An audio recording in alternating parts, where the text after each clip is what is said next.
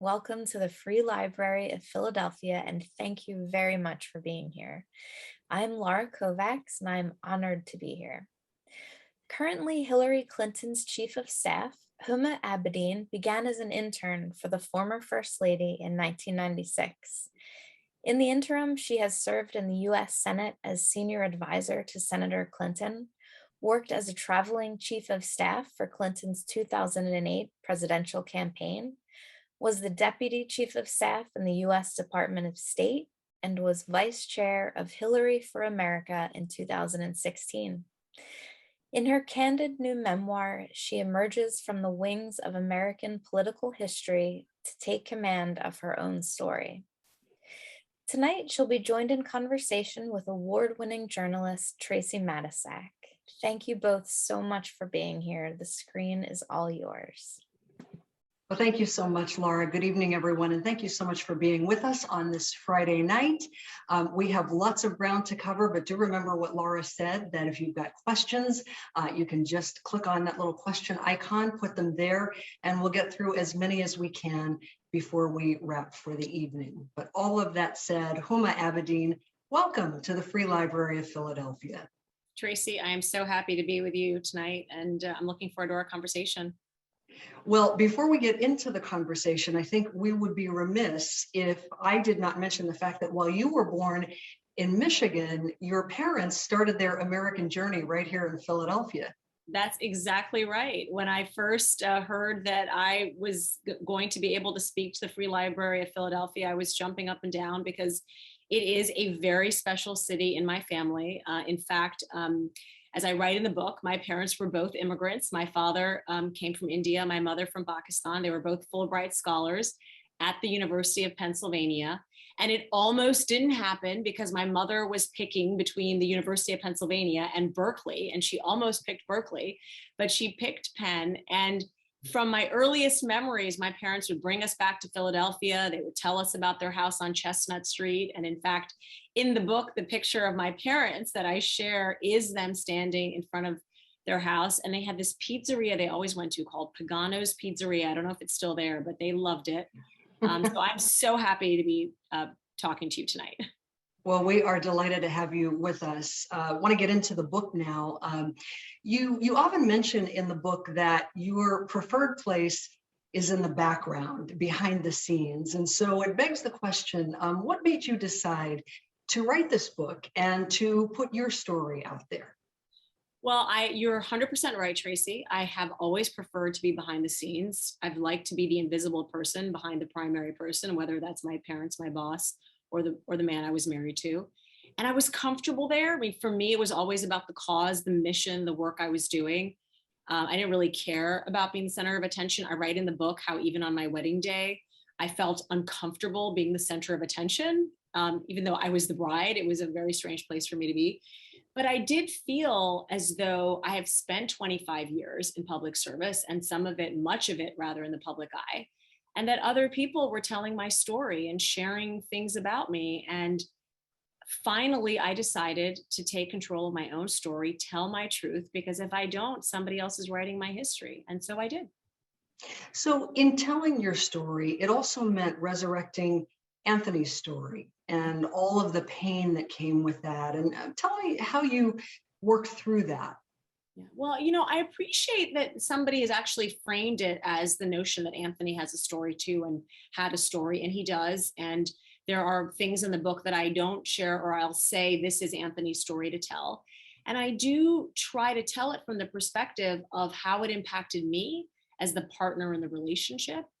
And so I sort of take the readers down that memory lane, meeting him, sort of being captivated by this really dynamic, smart, hardworking public servant, and then to go through a dream marriage that turned sadly, very quickly into a nightmare, and then sort of the ups and downs that we went through as we tried to navigate bringing a child into this world. I was not even 12 weeks pregnant the first time Anthony's first scandal broke.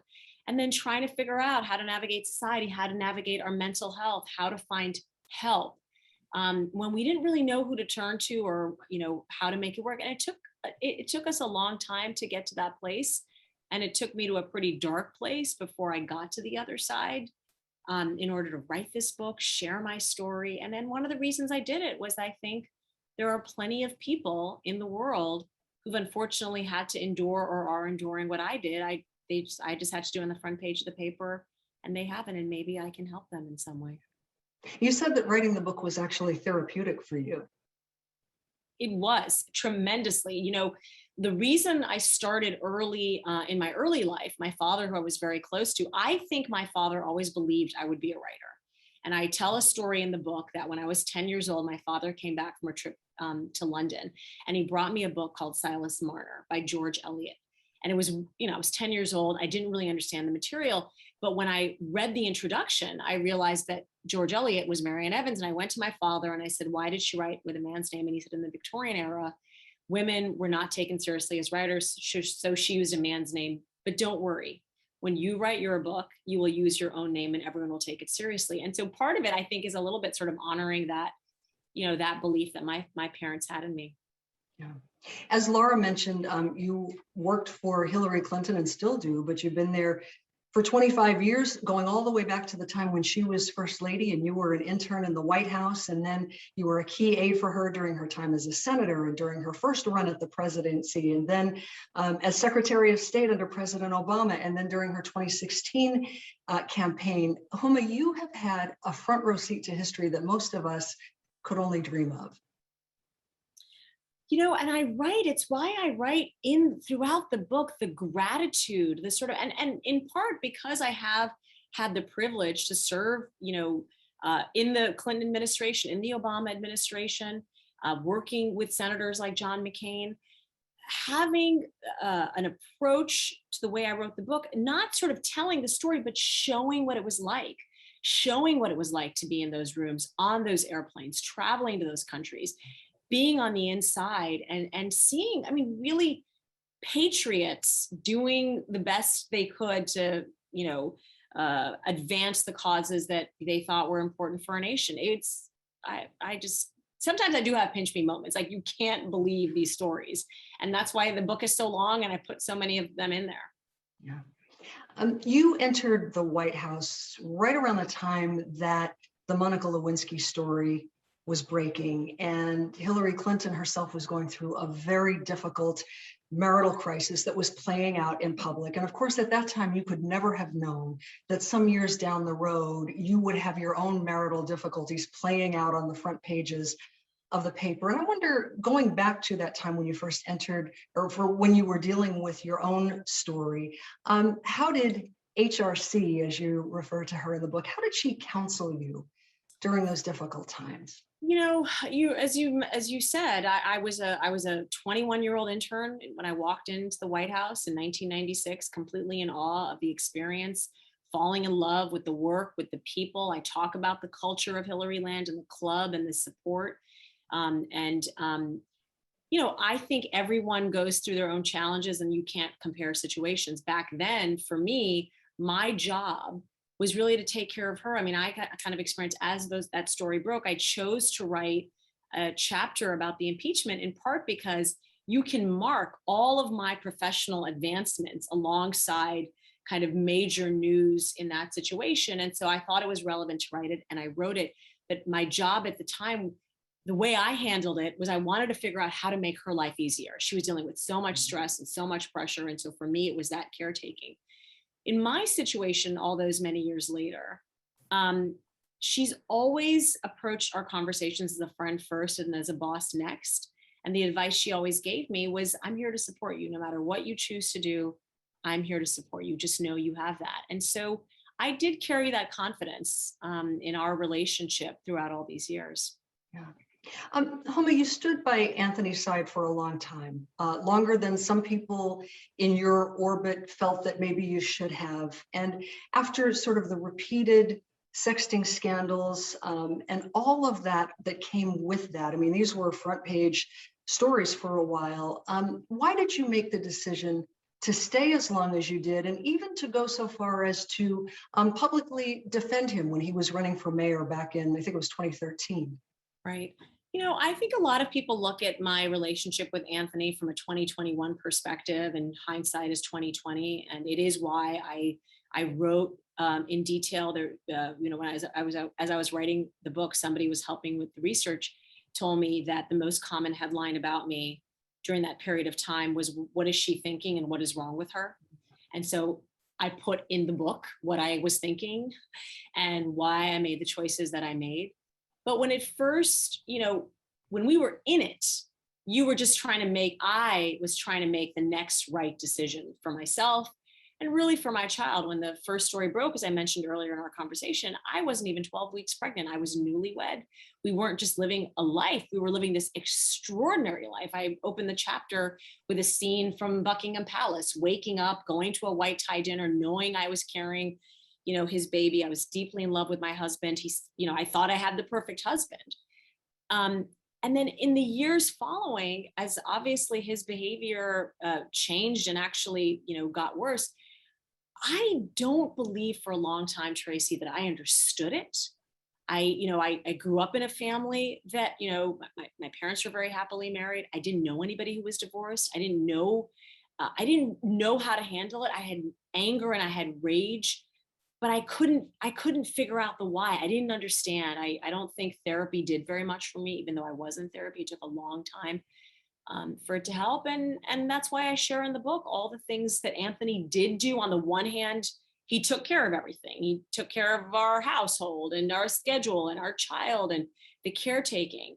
And then on the other hand, he was living this life that was just shocking. And so it was a struggle. And the 2013, the reason I stood at that press conference, as I share in the book, is because I was trying to figure out, the first time it happened, I said, I just want my life back. And for me to get Anthony back into, I was trying to fix things and get Anthony back into a profession that I thought he was good at. It was a mistake in hindsight, but because I had encouraged him to run, I thought I needed to deal with the consequences and stand with him when that mayor's race fell apart. You write very honestly about that time and in the immediate aftermath of standing up for him, that there were those in Hillary Clinton's orbit who felt like you had now become a liability, so much so that you feared losing your job behind it. How did all of that play out? Well, I was told I was going to lose my job over it. It was horrible. It was, even at the time, people said, "Oh, you're making this big mistake." I even today, I don't believe I made a mistake in standing at that press conference, because, as I said, to me, I felt like I was taking responsibility for a decision that we had made jointly. I think if I had understood clearly then the mental health challenge that he was having, this falling into this behavior on these social media portals that had not been available to him before, and then all of a sudden were available to him, was something you just couldn't stop. I write in the book, why, I don't understand, why can't you just knock it off when you are in any kind of relationship with somebody who either has addictive behavior or can't stop?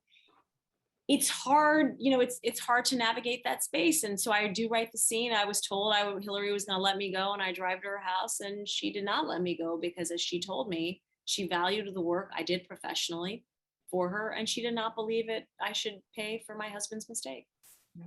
There was also a point where you thought you might lose your son, because everything that was happening with Anthony then kind of got you this unwelcome attention from the Child Welfare Services office in New York. And it just seemed to add a whole other dimension to all the crises that you were facing at that time. It did. It was a real, it was 6 months of both a terror, but also a defiance. I felt judged. It's sort of, and I write in the book, it's that because I was a working mother, and to say that because you were not present, questioning, my capacity to care for my child, I took that very seriously, and obviously was very relieved when that situation was resolved. It was extreme trauma. And on top of all of that, Huma, there was the decision by then FBI Director James Comey to reopen the investigation into Hillary's emails. And of course, The reason that additional emails were found was because they were investigating Anthony and they find these emails on his laptop. As you write and as we remember, it amounted to nothing. The investigation was quickly closed, but you write in the book about how you spoke with Anthony over the phone and you said that if Hillary loses the election, I'm quoting here, it will be because of you and me.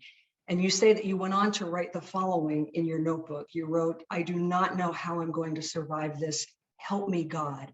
And then, of course, she does go on, in fact, to lose the election. I mean, that is a heavy load to carry. How did you process all that?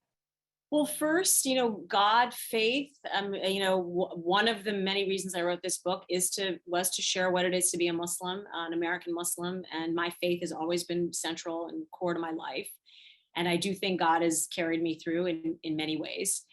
That conversation was a moment in time. I mean, in that moment, not knowing what was going to happen, because this announcement was so unprecedented. It was so shocking. And particularly when I had cooperated, it's why I write in the book that I had cooperated with the investigation from day one, that when I read in the paper there was an investigation and that I had been asked to provide material, I went down the hall to my office to call a lawyer friend of mine to say, no one's asked me to provide anything. How can I assist and send information? And so to a year later to read in the news something that if I had been asked, I would have said, please take a look at it, Tracey, I think I write this in the book too, which is I couldn't even feel anymore because feeling felt selfish in that moment. Like it was all about the mission. And the mission was the election in 11 days. And obviously we know how that ended, but that is something I do have to carry for the rest of my life. And it took me to a very dark place after the election. And I really had to get professional help to get to where I am sitting in this chair talking to you today. And I'm glad I got the help. I needed it. You write of James Comey that he was a daily nightmare. And you said, even now, the memory of his decisions feels like torture. You said it felt like he was playing God. That was a decision, that was a choice that was made that affected the outcome of the election, in my opinion, period, full stop. It did. And I don't believe that it was necessary for them to have made that announcement. And they did. But I had to let go. What I carried after the election was the feeling that she had single-handedly lost because of me. Mm-hmm. And that is the burden that I thought was, too much to bear. And I did work my way through that. And I say it still creeps up on me. And actually no one has asked me this, but the still creeping up on me is when there are moments in this world, things that happen in our country that I don't believe would have happened if Hillary Clinton were president. That's when it creeps up on me. I don't think we would have lost as many lives to COVID if Hillary Clinton had been president. I don't think we would have put this deadline as related to pulling out of Afghanistan if Hillary Clinton was president. And that's when it creeps up on me. Yeah. Fast forward to 2019, and there was a time that you describe as one of the most difficult periods in your life, as if 2016 wasn't difficult enough. And you write about how you couldn't eat, how you couldn't sleep, and how for a fleeting moment you considered stepping off the subway platform. Take us back to that time. It was a very dark time for you, but it was also a major turning point for you. What happened there? I really chose to share this, part of my story, and it was a very difficult time because I think this notion of community and support and knowing that you have support for me was so important. And for most of my life, I talk about in my early life, this, what we call in the Muslim world, the ummah, the community. And you always have a sense of support that if you need something, somebody's there. If there's a wedding, you go. If there's a funeral, you go. And I land in America at 17 to go to university. And then I joined Hillary Land, which really was a community. I mean, I write in that chapter, Hillary Land is how are you feeling? And let's help you fix this. And how is your mother? And go see my allergist. And Hillary Land is all these things because Hillary Clinton is all these things. She really cultivated a culture of support. Even in 2016, going through all that stuff, I was surrounded by a tight-knit group of people. And 2019 was very different. I felt alone. Anthony was away. I had a brief period of period that he was away. I was a single parent. And boy, do I believe single parents are heroes, sheroes, and theyros. It was hard to be a single parent, juggling work and motherhood and feeling very alone, not going into a big office every day. And I got so low. And just the fact that I thought about it for a fleeting moment told me in that instant, I need help. I need help. And I had to do it. And Anthony and I had to do it together. And it was brutal. We went through a process that's called a disclosure process. And for me, it was the only way through. It is the only way I was able to get to the other side and feel as healthy and whole as I do today. Yeah. And when you talk about Anthony being away, of course, you're right that he was incarcerated for a period of time. He was ultimately diagnosed with sex addiction. And that was something that a friend of yours had mentioned to you some years prior, but none of the therapists that you were working with were using that term. And I know that, Anthony has his own story to tell, but I'm just wondering, what do you want people to know about that, about sex addiction and what that is? Well, from my perspective, and I never really, we were seeing therapists fairly regularly. I think the biggest thing I learned in that period in 2019, where I really embraced the process, because I did not understand what I did not understand. I had to let go of this notion. As somebody who's had so much control in her life, I'm very good at organizing and control. And to me, I had to accept that there are some things that you can't control. And for some people, as I learned in therapy, that people, when they're in the midst of addictive behavior, they do things and they consider things that they never would when they're sort of in a much more present state. And so I had to understand, I had to be open to that. It's not that I thought we even necessarily had bad therapists, because we didn't. I had to be open to it. I had to understand it. You go into therapy and it's not just 1 week or 1 month. It's a long process. And for him, he is still committed to the process. You have to remain committed to the process. So for me, it's less about whatever they've diagnosed him with. And it's about, how is he a good father for our child? How do I keep him in a place where he's a good partner and he's a good parent? Because I know that's the most important thing to both of us. And, thankfully we've managed to do it. But as to his mental health and his addiction, I really prefer for him, to talk about that. Yeah. When you mentioned your child, you're talking, of course, about your son, Jordan, who is now 9, I believe. How is he handling all this, especially with the book coming out, sort of the reminders of that time in your life? How's he handling all this? Well, on the one side, on the one hand, he's like a typical 9-year-old where it's all about him. Like, he walked in here as I was setting up and saying, "What's going on? Are you doing a TikTok video? And what's for dinner?" And then sort of wanders off. And in some ways, I think it was a bit of a benefit that from the moment he sort of was conscious in the world, he had seen his parents sort of public. He was used to photographers being around. So in fact, I write a story in the book how early on, when he was like 3, if I remember correctly, he stopped one day at dinner and he says, "Mommy, why do strangers talk to you and Daddy on the street?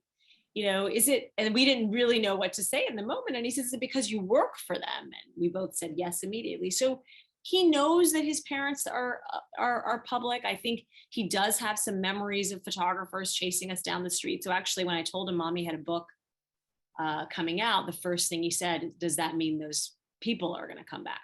Mm-hmm. So I know he does have some memory of it. But I hope, look, our intention is to be sources of truth for our child. And I hope when he reads this book, when he's old enough, that he's going to look back and he'll be proud of his mommy.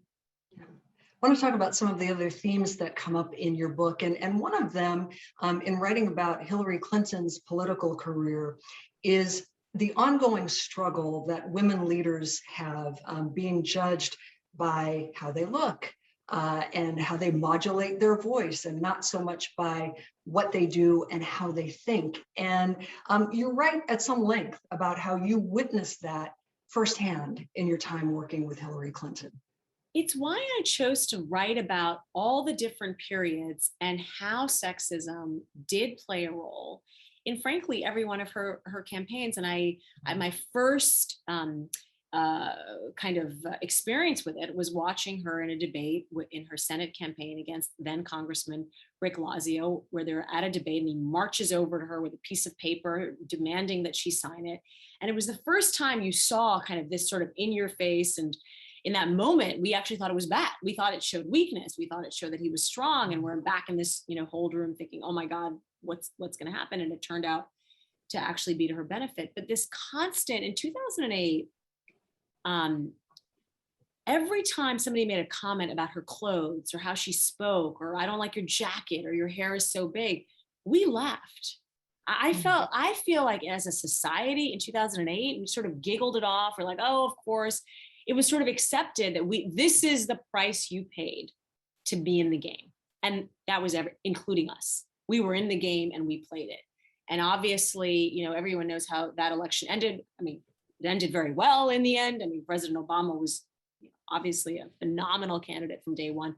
I write a lot about what it was like interacting with him and his team and working for him. So it was incredible. But 2016, fast forward, it was unbelievable. I mean, it was everything. And in fact, the story that people constantly bring up that I write in the book is the media consultant who said, she looks angry when she gives her speeches. So you should put a picture of her grandchild so that when she looks down at her speech, she's going to feel happy because it's something that makes her happy, and thus she will appear happy.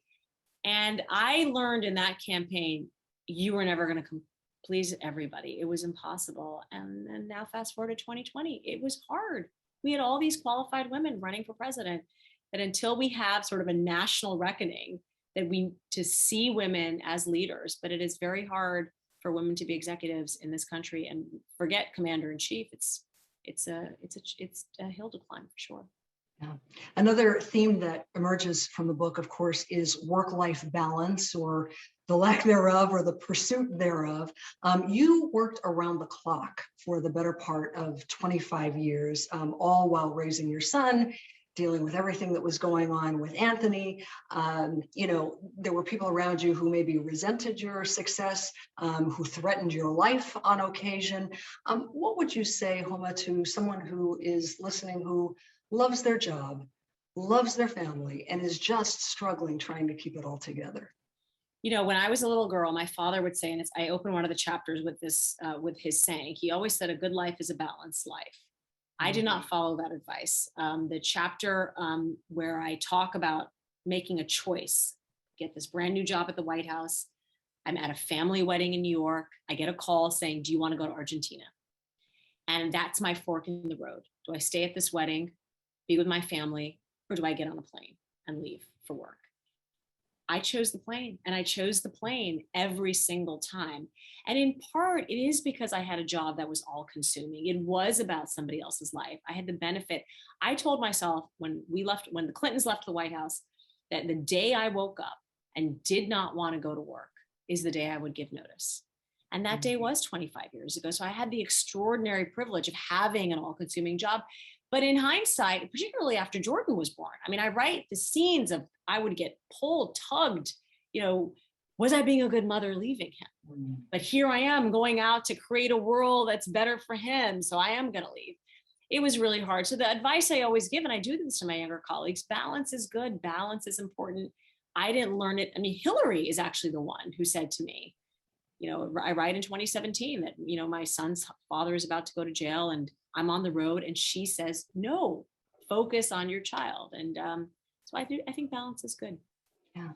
Another theme that you write about is the power of female friendships. And you mentioned Hillary Land just a few minutes ago. Talk a little bit about that, about what you saw and the power, what you learned about the power of female friendships. I feel as though going back to the point I was making, and we were talking about sort of being married to my job, which I took my friends for granted for most of my 20s and maybe most of my 30s, that they were going to be around when I needed them. I would land at 11 o'clock at night, say, let's go get dinner. It was always on my schedule because I was working all the time. And it's only now sort of, as an adult, I recognize that I rarely made them priorities. I was always the priority. And it was only when I started losing friends over choices I had made, specifically to stay in my marriage, and to defend my husband, I lost friends over that. I realized that friendship is precious and we need it.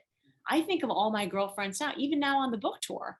You know, my girlfriends come along for the ride. They go to Colbert with me just before I went out. She's grabbing me and saying, let me fix your, you know, your top. I mean, it's just nice to have somebody at 11 o'clock at night to text and say, I'm just feeling low, or let's go eat. And those are precious, precious relationships. And I'm lucky to have a bunch of Hillary Land, the woman who helped me with the book. My collaborator is a member of Hillary Land. And when I was struggling with writing, I called her up out of the blue and said, I need you. She didn't even know what she was saying yes to. And she said yes. And together we created a book that I'm really proud of. Yeah, yeah. And you got to have your tribe. You gotta have your tribe. On January 20th, of course, we all watched Kamala Harris being sworn in as our first South Asian female vice president. And I wonder for you, as a South Asian female yourself, what that moment was like for you.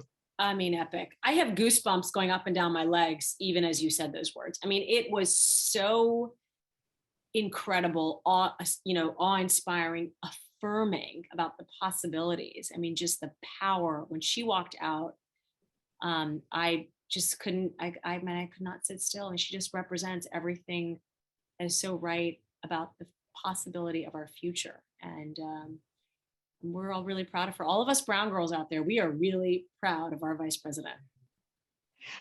You were asked earlier this week in one of your TV interviews if you would consider running for office yourself, and you didn't totally rule it out. So I'm curious what that might look like for you. Oh, Tracey, I have to tell you, that was my virgin interview. It was my first live TV. I was so nervous. I was so cold. I was shaking. And so I confess, I approached my whole book tour with the, it's now been cut, but my epilogue originally was included all the women and men who inspired me to write my story. And one of them is Shonda Rhimes. And when Shonda wrote her book, her whole approach that year was, this is my year of saying yes. I'm stealing that from Shonda. So here I am thinking I'm being brilliant on the Today Show saying, this is my year of saying yes. And then I actually don't even think I heard her. And then she said, well, does that mean run for office? I said yes, but the answer is no. So I guess it's my year of saying yes, but there are some conditions where I'm not running for office. And I've tried to clean that up this week.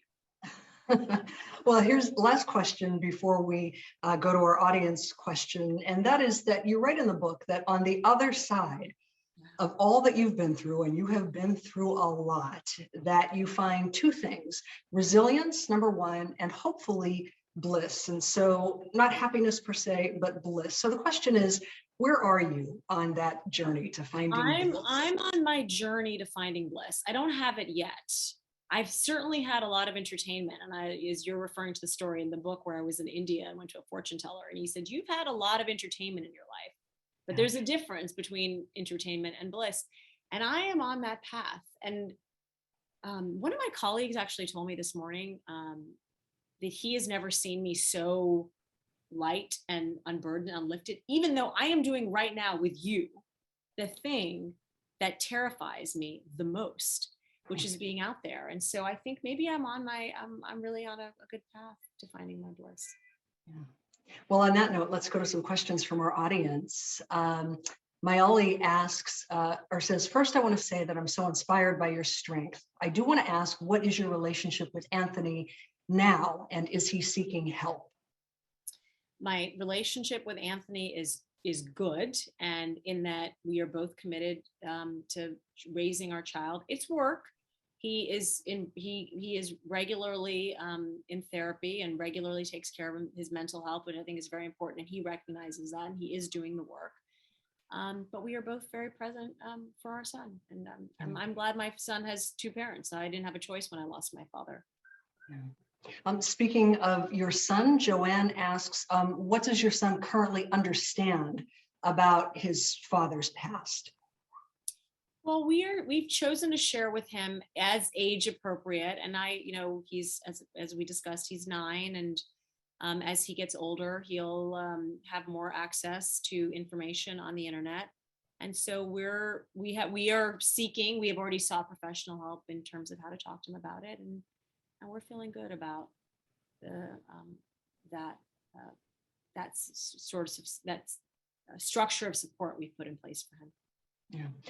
Politics question here from David, who says, given the results of the election on Tuesday, what direction should the Democratic Party go at this point? And of course, referring no doubt to the results in Virginia, where Terry McAuliffe, the Democrat, lost that race. Jersey, Phil Murphy won, and a mixed bag in between. So what do you think about the direction in which the Democratic Party should go?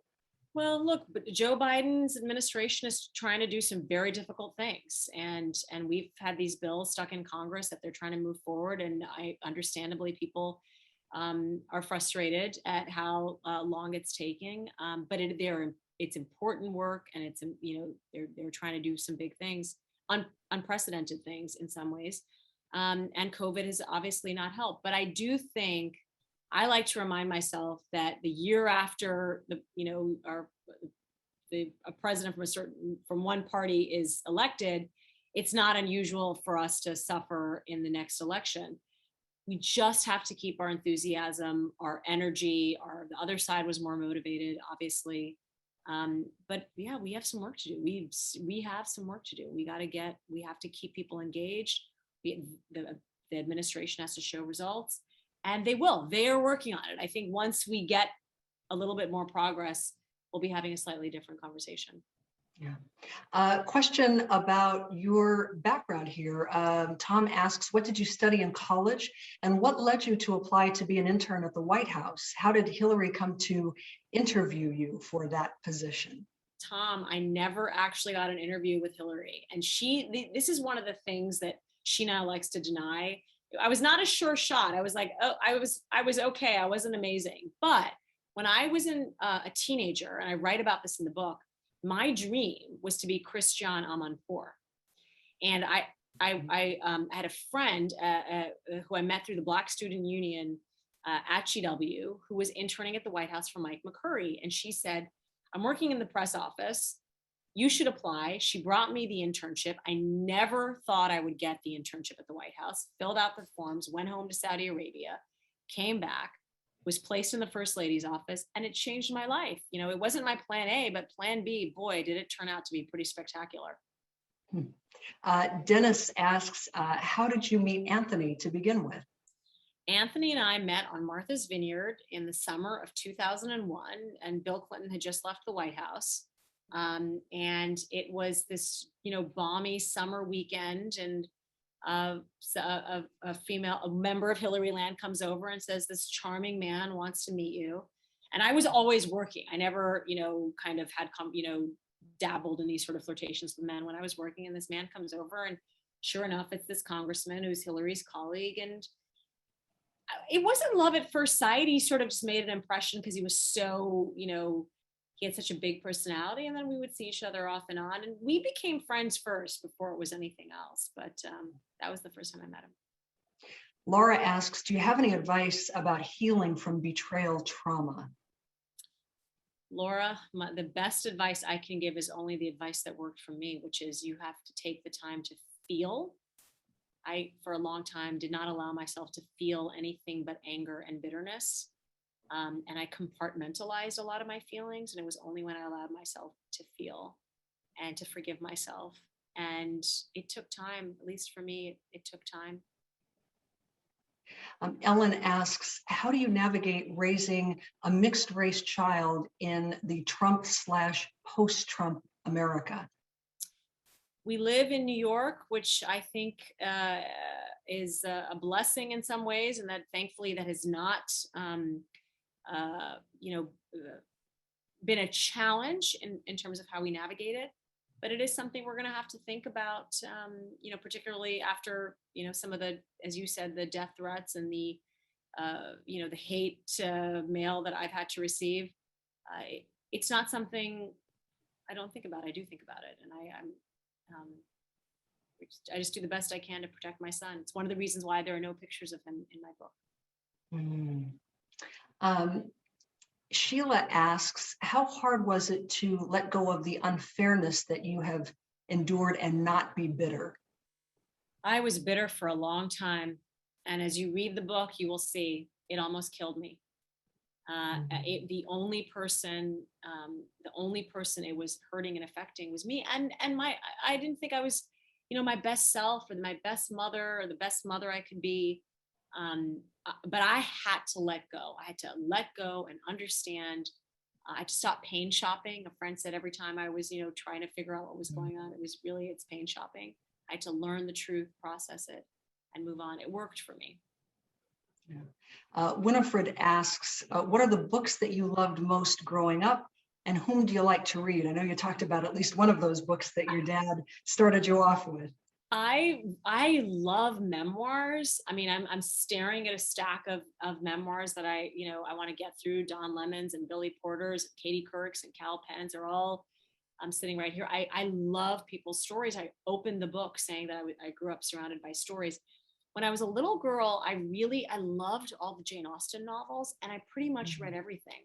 I mean, I read the Brothers Karamazov. My father brought back a lot of novels written by African writers like Ul Soyinka. And I sort of just absorbed a little bit of everything. But I would probably say Jane Austen, Pride and Prejudice, Sense and Sensibility. I kind of fell into those when I was a little girl. Yeah. Robert asks, in writing your book, what was the hardest and the happiest memory that you had? And he also says, thanks for all you do and for inspiring many women. Oh, thank you. Thank you for that question. The happiest was when my little boy came out into this world. And that's why I write about that experience, like just becoming a mother. You can't explain it until it happens, and then you get it. So certainly that was the happiest. And the hardest, now you're going to get me emotional. This book really is a love letter to my dad. I lost him when I was 17. He was terminally ill. He was diagnosed with renal failure when I was 2, and he was told he had 5 years to live. And the only time I broke down when I did the audio for my book was when I was talking about my dad. Really, this book is for him. And I want to share this book with him and say, this is what I did, and I hope you're proud of me. So it's hard. Everything related to my father, and especially losing him, that was probably the hardest, personally, the hardest part. And Robert's follow-up to that is, will we be seeing a kid's book by Huma in the future? Robert, if you think this is a good idea, I am going, maybe somebody from my publishing house is watching. And you never know. You never know. This book was much longer. They cut it. I loved the process of writing. And so maybe that's part of my year of saying yes. It's so much easier than answering the politics question. I love this suggestion. And Robert also adds, thank you, Huma. Your dad is proud of you, he says. Let's see. Oh my goodness. So many questions from our audience here. Let's see. Great. This audience asks excellent questions. Tom wants to know, would you ever work for another female presidential candidate if you were asked? Tom, I have been there. I have done that. And so I know what it takes. I don't know that I could. I will say this though. If a female presidential candidate asked me to help her, the answer would be yes. Let's see. Sidaf asks, will Huma be coming to the San Francisco Bay Area for a book signing? Sadaf, listen, I am doing a virtual event, a San Francisco virtual event with Cal Penn on Tuesday, but they aren't doing a lot of in-person events there. So unfortunately I won't be there. But if I do show up, maybe Laura can help connect me to you, and maybe I could sign your book. Let's see what else we have here. Mayali asks, how did you like being on The View? And also, I'm sad that the Philly book tour was not in person. I am sad too. I would have much rather been next to Tracey, talking to all of you in person safely. But I'm thrilled there's a book event at all. So let me show my gratitude for that. Wait, what was the first part of the question? About being on The View. Oh, I loved The View. I felt I couldn't tell. It didn't even feel like being on camera. I just felt like a chit chat. Those women were incredible. I enjoyed the conversation. It felt like having coffee with girlfriends. Yeah. A question from Winifred, who says, thanks for your candor and for your service. Would you walk us through your day at work? I'd love to know what you can tell us, a day in the life. Well, my days start very early, but these days, see, it depends on which section of my life you're asking about, but they start pretty early. I think I've changed my priorities to make sure that my schedule works so I can drop my son off to school every day. That has not been the case this week, unfortunately, with all these book events.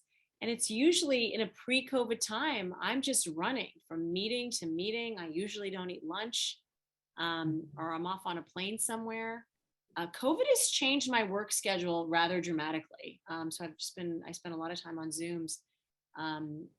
But who knows, after this book tour and hopefully the world is back open again, I'll have a different answer for you. Mike asks, what's the best piece of advice that you've ever been given? I think the best piece of advice I've ever been given, I have to go back to my parents, this notion of a good life being a balanced life, finding the possibilities in everything, doing a little bit of everything, not getting sort of tunnel vision about things, which I tended to do. And I'm trying to live intentionally by that advice now. I didn't before. Yeah. Well, before we say goodbye, just a couple of comments here. Someone says, OMG, you were amazing on The View. And many thank yous for your service. And there's one that I wanted to make sure that I read, and it says, we need Huma to run for office. You have so much experience and the future is female. So there you have it. I agree, the future is female. Agree. For all those comments. It really, I'm really humbled. Thank you so much. Honored. Thank you. Well, Huma Abedin, it has been an absolute delight to have an opportunity to talk with you. Thank you so much for writing this book. I know that a lot of people have been inspired and encouraged by your honesty and your transparency in the book. And I'm sure, as we've talked about, there are a lot of people who really have connected with you through it. So thank you so much for writing it, for making time to talk with us here at the Free Library tonight. What a delight. Tracey, I have enjoyed this conversation so much. It went by so quickly. I loved all the questions, and I'm really thrilled to have been with you all tonight. Thank you for giving me part of your evening. Well, before we say goodbye, I want to thank all the folks at the Free Library, Andy and Laura and Jason, the author events team, for bringing all of us together. We thank all of you for joining us tonight. We hope that you found the conversation to be insightful and encouraging. Have a great weekend, everybody, and we'll look forward to seeing you next time. Good night.